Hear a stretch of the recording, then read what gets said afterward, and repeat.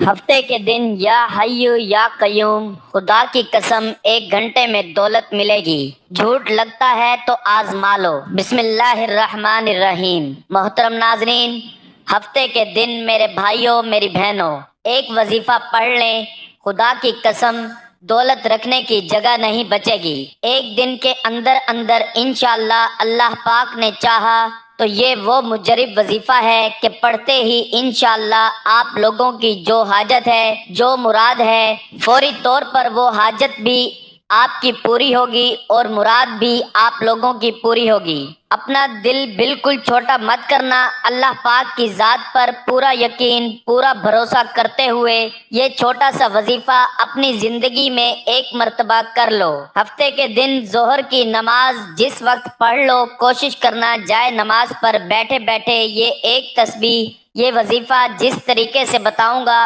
آپ کو اسی طریقے سے پڑھ لینا ہے۔ آپ لوگ دنیا کے جس کونے میں، جس ملک میں ہوں، اس وقت آپ لوگ اس ویڈیو کو دیکھ رہے ہوں، جب آپ کے ملک میں، آپ کے شہر میں ظہر کی نماز کا وقت ہو، آپ ظہر کی نماز ادا کر لو اور جائے نماز پر بیٹھے بیٹھے یہ وظیفہ پڑھ لو۔ اگر تو آپ ظہر کی نماز کے بعد فوراً وظیفہ نہیں پڑھ سکتے تو کچھ دیر بعد بھی آپ لوگ یہ وظیفہ پڑھ سکتے ہیں۔ اب میرے بھائیوں میری بہنوں، یہ وظیفہ کتنے دن پڑھنا ہے؟ یوں تو یہ وظیفہ 1 دن کا عمل ہے، یعنی ہفتے کے دن جب آپ ظہر کی نماز پڑھو تو اس کے بعد آپ کو یہ وظیفہ پڑھ لینا ہے۔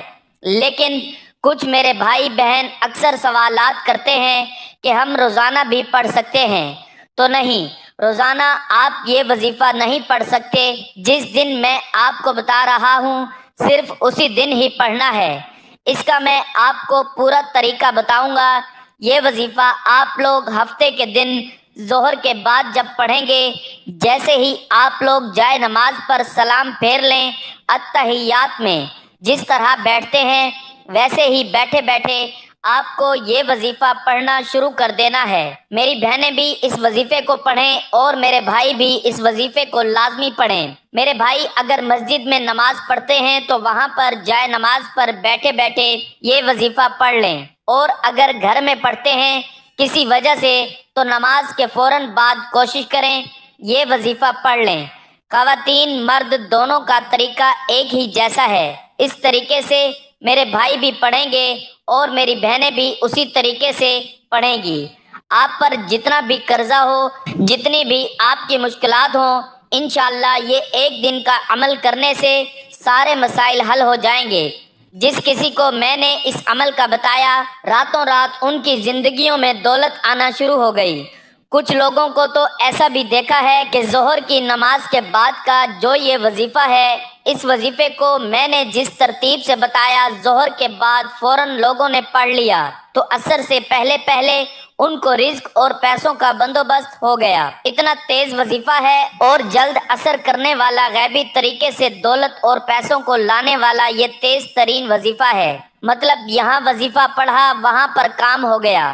ناظرین، انسان پر جو مصیبت آتی ہے، چاہے جس بیماری کی ہو یا ذہنی اور روحانی اذیت کی شکل میں، چاہے کاروباری پریشانی ہو یا خاندانی لڑائی جھگڑوں کا دکھ اور صدمہ ہو، ہر قسم کی مصیبت اس کے گناہوں کی وجہ سے آتی ہے۔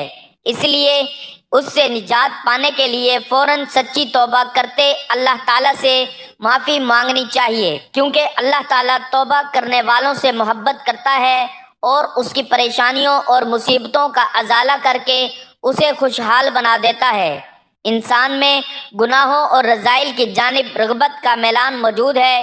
انسان میں نفس امارہ ہر لمحہ اسے گناہوں میں مبتلا کرنے کی کوشش میں رہتا ہے۔ جب سلیم الفطرت انسان کسی گناہ یا غلط کام کا ارتکاب کرتا ہے تو وہ یہ جان رہا ہوتا ہے کہ وہ غلط کام یا ظلم و زیادتی اور فسق و فجور کر رہا ہے، رسول اللہ صلی اللہ علیہ وآلہ وسلم کے طریقے کی مخالفت کر رہا ہے اور اللہ کے فرامین سے بغاوت کر کے اس کے قہر و غضب کو دعوت دے رہا ہے۔ یوں وہ اپنی دنیا و آخرت دونوں کو تباہ و برباد کرتا ہے۔ لیکن اس کے ساتھ شیطان کے وار، خواہشات کا غلبہ، گناہوں کی عارضی لذت، دنیا کی چکا چوند، جھوٹی اور کھوکھلی عزت کا نشہ اس کو گناہ کے ارتکاب کی طرف لے جاتے ہیں۔ گناہ کے ارتکاب کے وقت جب کبھی اس کا ضمیر ندا دیتا ہے تو وہ یہ کہہ کر ضمیر کو خاموش کرا دیتا ہے کہ ابھی بڑی عمر پڑی ہے، میں عنقریب توبہ کر لوں گا، اور اس طرح موہوم امیدوں اور ناروا خیالات سے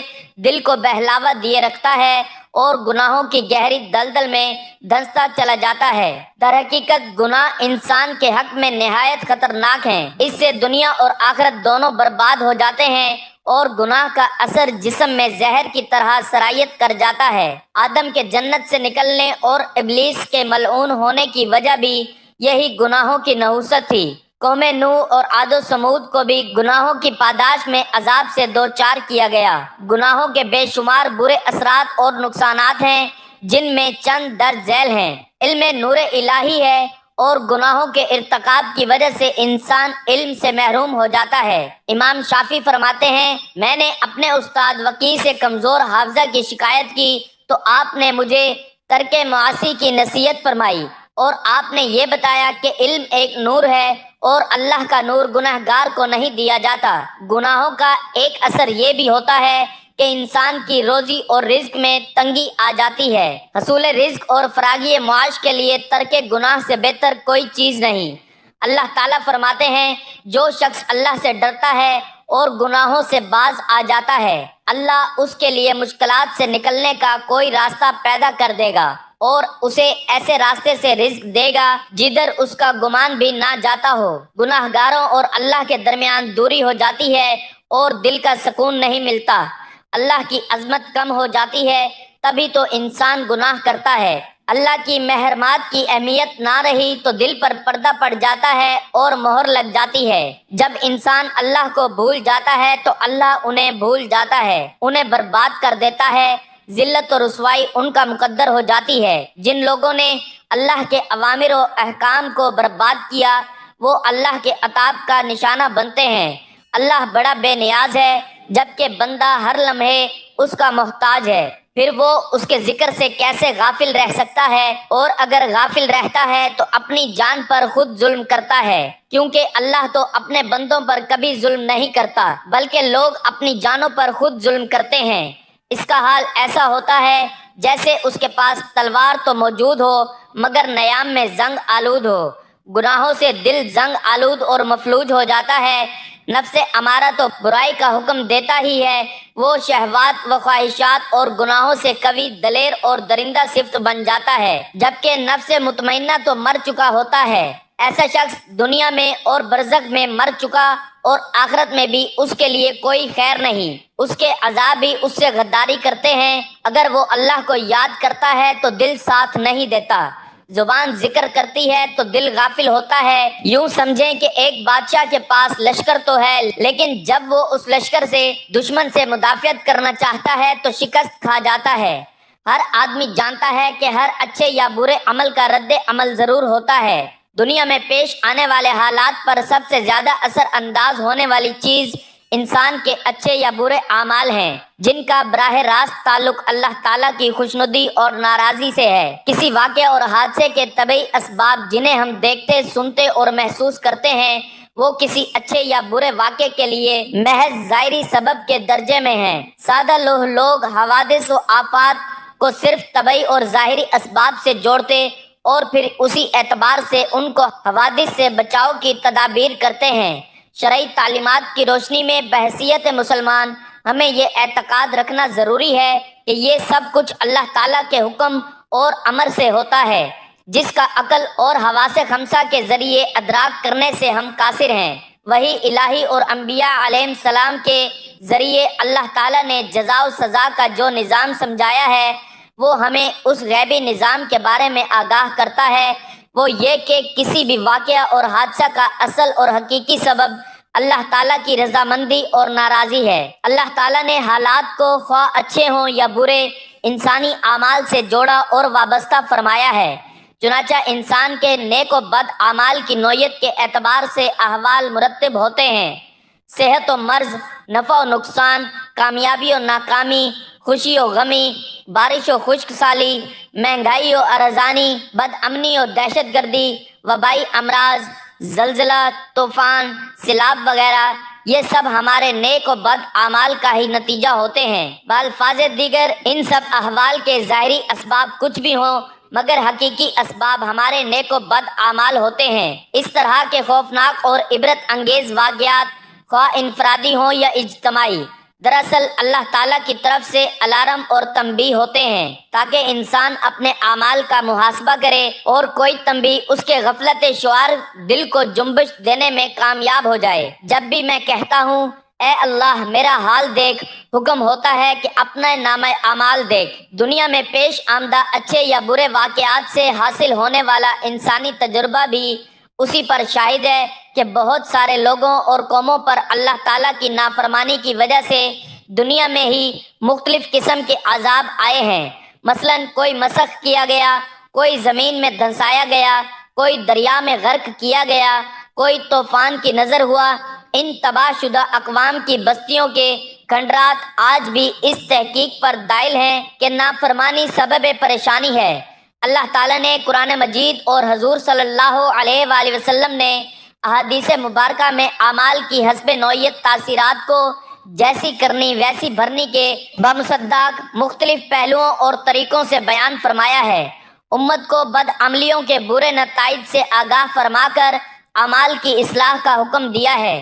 چنانچہ یہ مضمون قرآن کریم کی 10ویں آیات اور حضور صلی اللہ علیہ وآلہ وسلم کی سینکڑوں احادیثوں سے صراحتاً ثابت ہے۔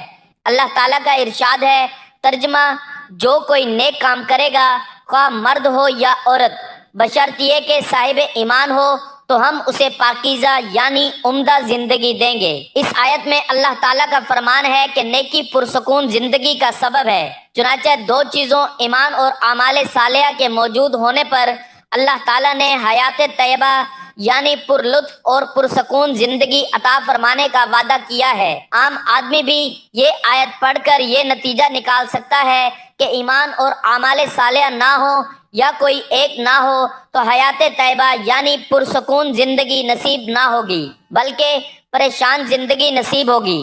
اسی لیے ہمیں چاہیے کہ اللہ اور اس کے رسول کے بتائے ہوئے راستوں پر چلیں اور اپنے اعمال درست کریں تاکہ ہماری زندگی کے تمام مسائل حل ہو سکیں۔ اس وظیفے کو میرے بھائیوں میری بہنوں میں آپ کو اپنی طرف سے نہیں بتا رہا، اس وظیفے کو میں نے خود اپنی زندگی میں ظہر کے بعد میں روزانہ جب بھی ظہر کی نماز پڑھتا ہوں تو یہ وظیفہ پڑھتا ہوں۔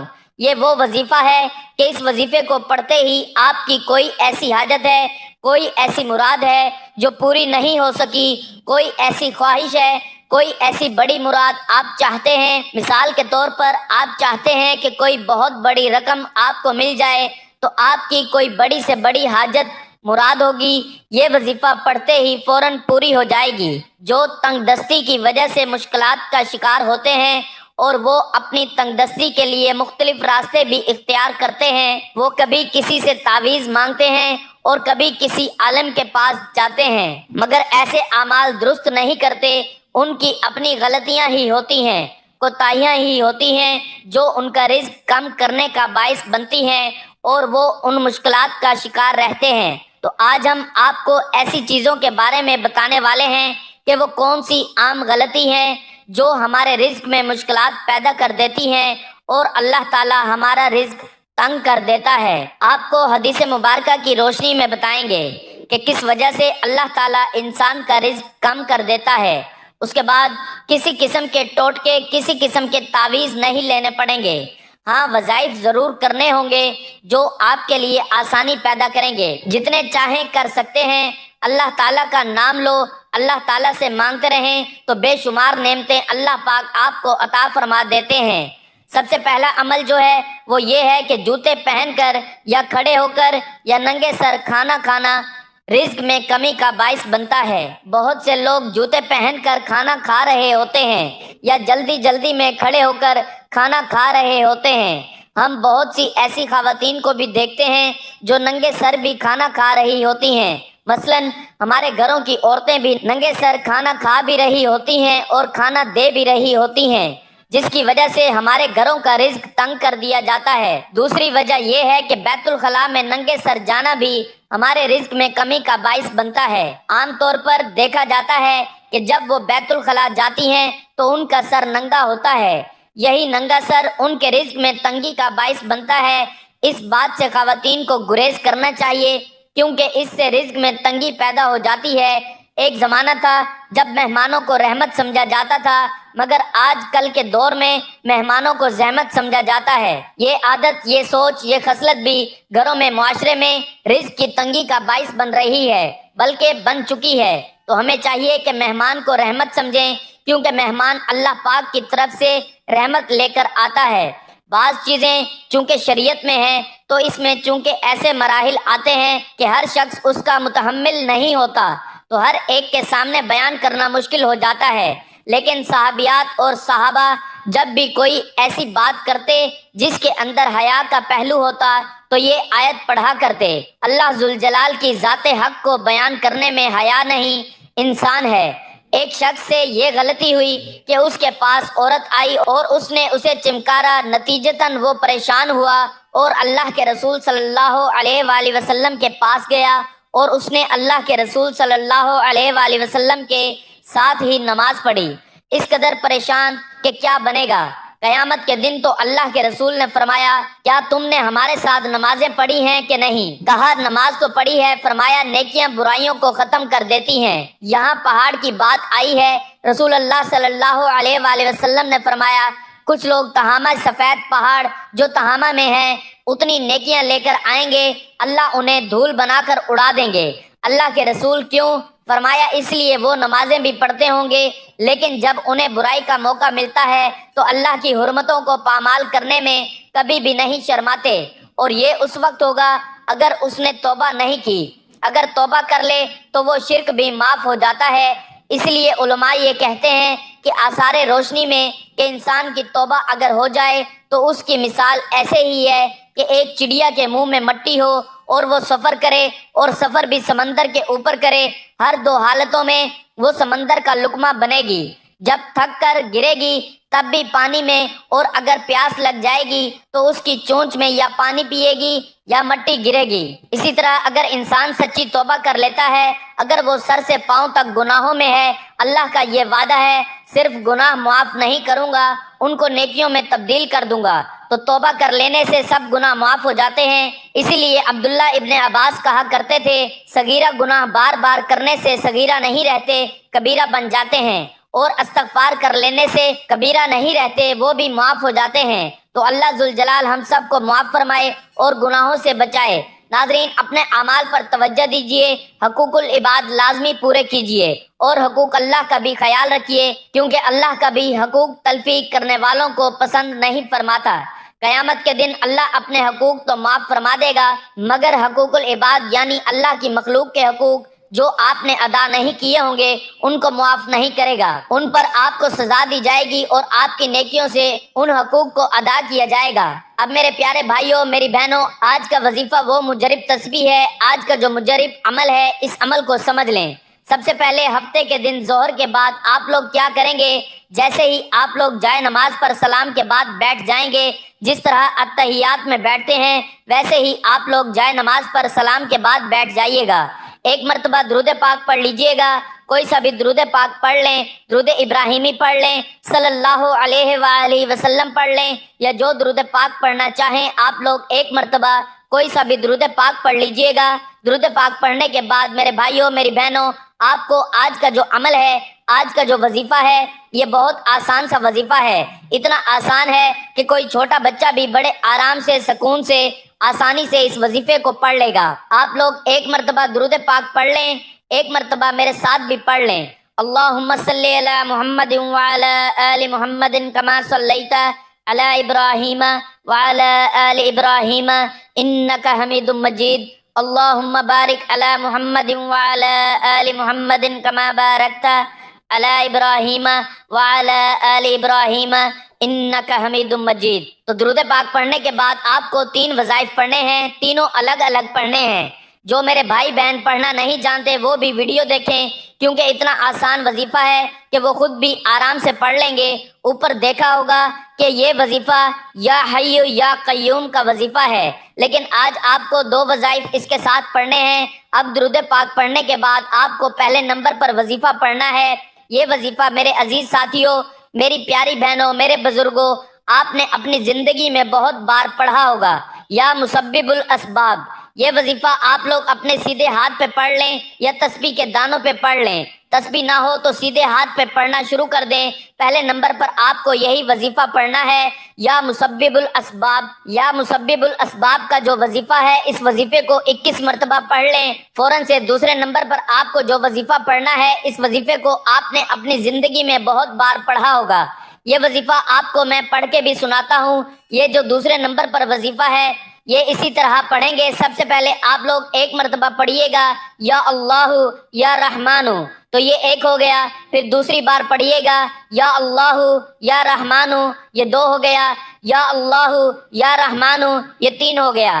اسی طرح یہ وظیفہ آپ کو 21 مرتبہ ملا کر پڑھ لینا ہے۔ دوسرا وظیفہ بھی آپ لوگ جب 21 مرتبہ یا اللہ یا رحمانو کا پڑھ لیں تو آخر میں جو وظیفہ پڑھنا ہے، یہ وظیفہ آپ کو شروع سے دکھ رہا ہے۔ یہ وظیفہ یا حی یا قیوم برحمتک استغیث کا وظیفہ تیسرے اور آخری نمبر پر آپ کو یہ وظیفہ پڑھنا ہے۔ اس کے بعد کرنا کیا ہے، آخر تک ویڈیو دیکھیے گا، جلدی سے چلے مت جائیے گا، کیا پتا کوئی اہم بات آپ سے مس ہو جائے اور آپ جب وظیفہ پڑھنے لگیں تو پھر آپ کو فائدہ نہ ہو۔ اس لیے ویڈیو کو آخر تک دیکھیے گا، ہر بات سمجھ کر جائیے گا، ہر چیز اپنے ذہنوں میں بٹھا کر جائیے گا۔ آخری وظیفہ یا حی یا قیوم برحمتک استغیث، آپ لوگ سیدھے ہاتھ پہ یہ پڑھ لیں، تسبیح کے دانوں پہ پڑھ لیں، اور یہ وظیفہ آخر میں 33 مرتبہ پڑھنا ہے۔ آخر میں اس کے بعد فوراً آپ لوگ ایک مرتبہ درود پاک پڑھ لیجئے گا۔ جو درود پاک آپ نے شروع میں پڑھا تھا، وہی درود پاک آخر میں پڑھیے گا، اور اس کے بعد دعا کرنی ہے، اور کوئی واسطہ ڈھونڈے بغیر براہ راست اللہ تعالیٰ سے اپنی حاجات اور اپنے مقاصد کو پورا کرنے کے لیے دعا کرنی ہے۔ ناظرین، گزارش ہے کہ اللہ تعالیٰ کے 99 ناموں میں سے کوئی ایک نام کمنٹ میں لکھ کر ضرور شیئر کریں۔ اللہ ہم سب کا حامی و ناصر ہو، آمین۔